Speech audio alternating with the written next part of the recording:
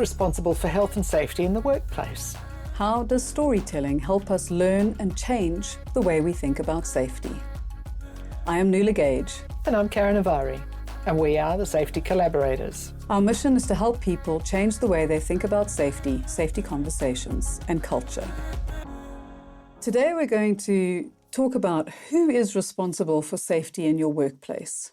It's an age-old conversation, and we often see posts or hear people say, when is this conversation going to end? Surely by now everyone knows that everyone is responsible for safety. Well, as long as humans are involved, it's a conversation that is never going to end. And I find it sad that it often takes an incident for people to take their safety responsibility to heart. So when we think about the conversation, it's not just about the conversation for today, it's a conversation for tomorrow as well. And we need to keep asking, who is responsible for safety? I love the African proverb that says it takes a village to raise a child. And that conveys the message that it takes many people to provide a safe and healthy environment for children. And in our workplace, and for workplace safety, it takes a community where many individuals, stakeholders, providers work together to provide a safe and healthy working environment. And Karin, if you think about that from a workplace safety, who do we think is responsible for safety? Absolutely. And I suspect we probably all agree that everyone has a level of responsibility for safety in the workplace. And it's shared between several parties, stakeholders. If we think about it from the official line, it's employers have legal obligations to provide safe and healthy workplaces for their employees. And that includes safety tools such as risk assessments, implementing safety procedures, providing training on health and safety issues. And these days we need to include health and well-being, mental health, there's psychosocial issues, there's psychological health and safety. There's quite a lot that employers are responsible for. But employees are also responsible. Their responsibility is to take care of their own health and safety, and as well as that of their colleagues. And this is part of that conversation. How do we get everybody to take that responsibility? How do we get everybody to believe in it? Because as we've worked around the world, not everybody does think it's their responsibility.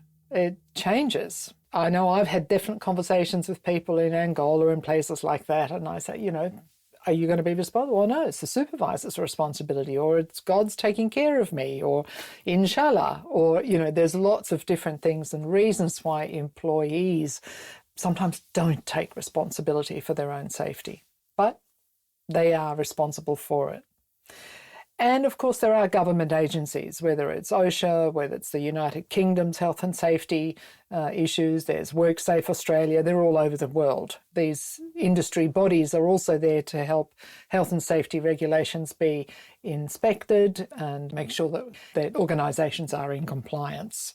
So ultimately, it's a collective effort. We're all responsible, whether you're an employee, a leader, or a government body. There's a responsibility everywhere.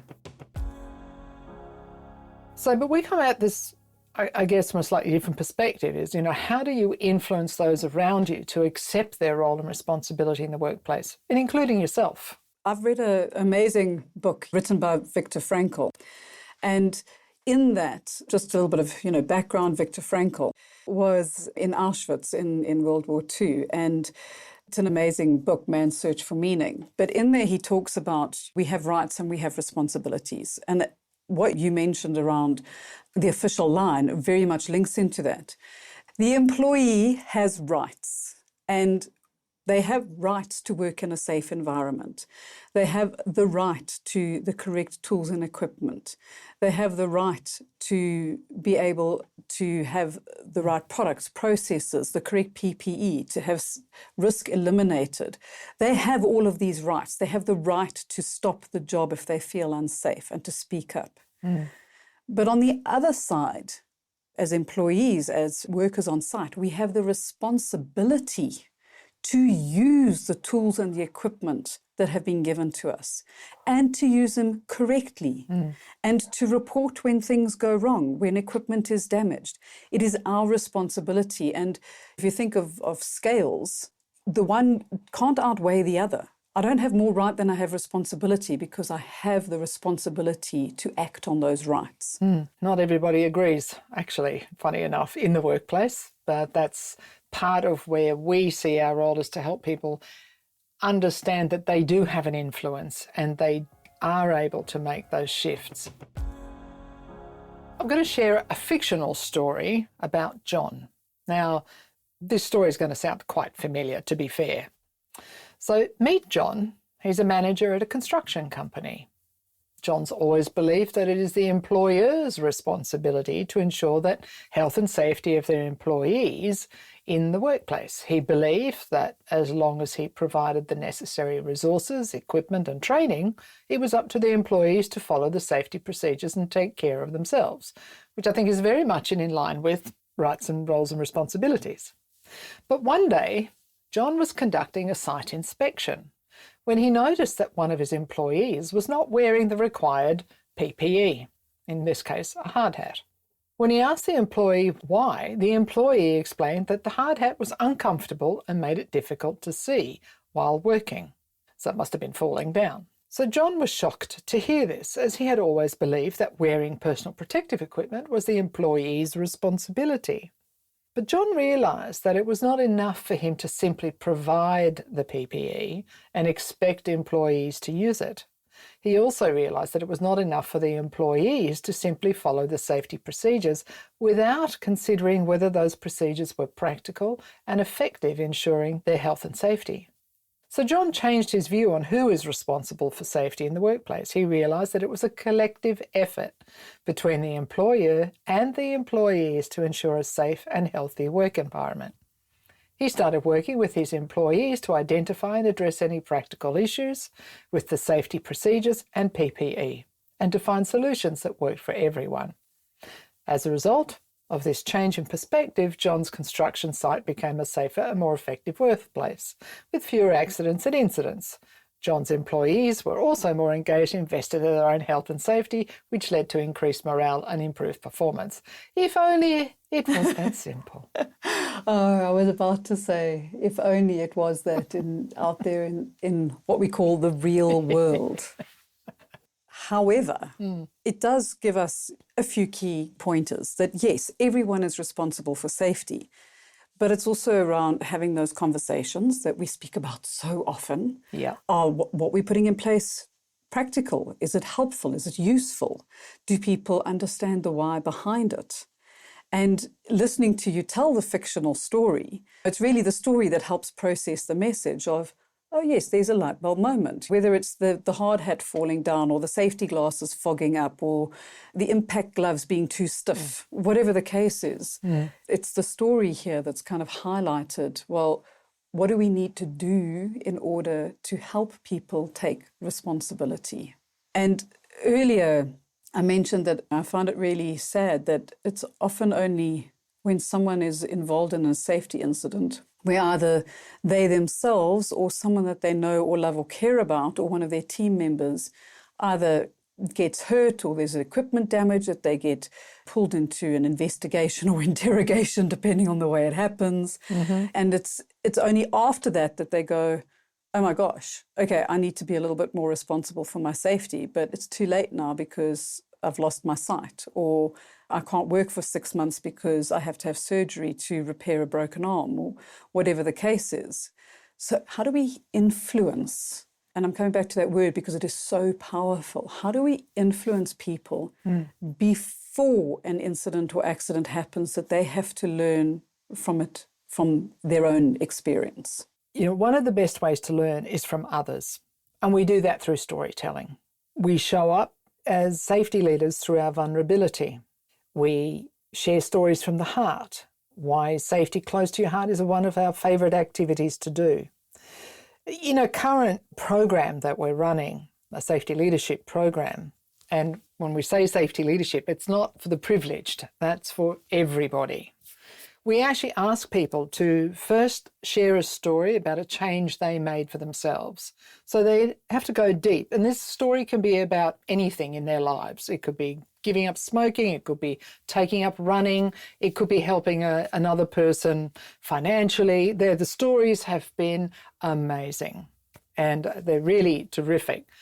And then later in the day, we get people so they do that at the beginning, and then later in the day, we ask them, okay, now go into small groups and share those stories and figure out what's at the heart of them. And we also then get them to think about how they helped others and why was it important. So some of those questions that we might ask is, why did you need to help? So this is some questions we'll put into the show notes, actually, some of these questions. Why did you feel you wanted to help if you were helping somebody else? What was it that you needed to change? But what is probably most important question in all of this is, how did you feel as a result of that change for yourself or the change you helped someone else make? And it's that heartfelt word or feeling, and they could be connection, it could be family, it could be responsible, it could be survival. There's lots of words that people use. And it's that feeling that we want people to hang on to when they go back and influence others around that storytelling. Maybe one of those ways is to help people understand that we all have a responsibility, is to start sharing those stories. I love that one that we so often do in the beginning of any program that we run, is that why is safety close to your heart? Yeah. And it's around really going deep and saying, well, this is an incident or an experience that I was involved in that made me realize just how vulnerable I am as a human being and how vulnerable those are around me. And as you've said, we have had some stories shared with us that they are so impactful. Sometimes they will bring a group to tears. And often you will have people walking away who go, I never realized just what had to happen in order for me to be able to be working in the safe environment that I am today. Absolutely. And it's those stories of experience that come out where people go, oh, this is so frustrating. I've got to fill in another permit to work, or I've got to do a job risk assessment, or it's going to take me 45 minutes before I can start my job, and this job's only going to take me 15 minutes. Why must somebody come and test the gas in the confined space?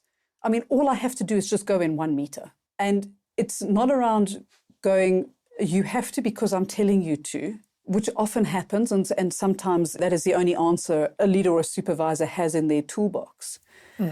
But it's sharing these experiences and stories of, well, possibly I know somebody who actually died because they just took the chance of going in just 1 meter and there was H2S, but they hadn't tested.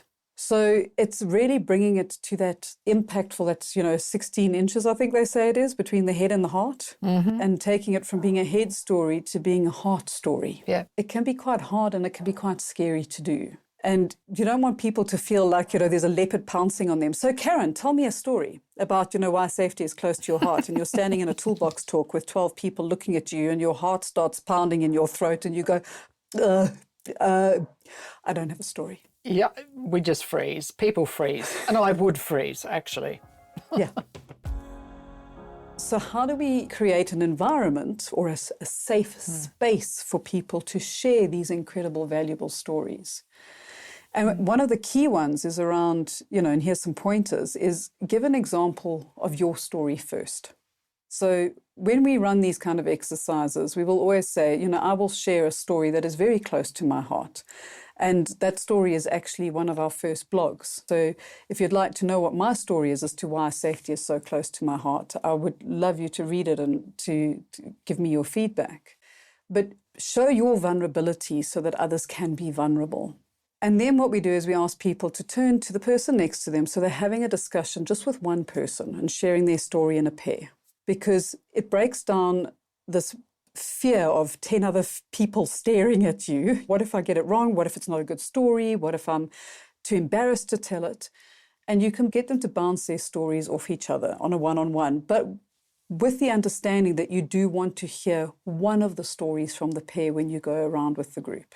If that isn't going to work in your environment, you can have space, if you've got an online learning platform or portal, that you can actually have a space for community storytelling. Why do we do the things that we do? How do we keep each other safe?